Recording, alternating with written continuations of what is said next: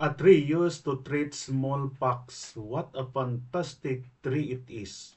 Introducing Bakawan gubat, Caralia brachiata of the family Rhizoporaceae.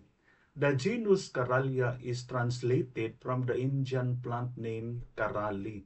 The species name brachiata means branch at right angles or arm-like, referring to its branching habit. Bakawan gubat is a large, slow-growing evergreen tree from the well-known mangrove family Rhizoporaceae.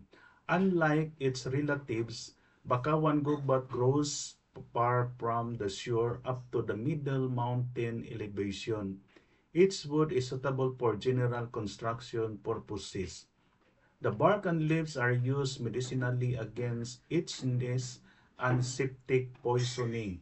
The bark can also treat smallpox by rubbing the pulverized bark on the body. The macerated leaf extracts can be used to treat fever. Bakawan gubat is relatively resistant to a heavily polluted environment, making it a good reforestation and reclamation species. This is Max. Caring for the environment is not only a choice but a responsibility. Our efforts, even if small when combined, can make life for a better future. Thank you and God bless.